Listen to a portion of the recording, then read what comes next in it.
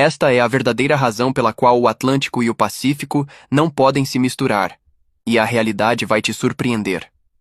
Esses dois gigantes azuis são divididos por uma linha invisível, mas real. Isso acontece por causa de um fenômeno chamado picnoclina oceânica.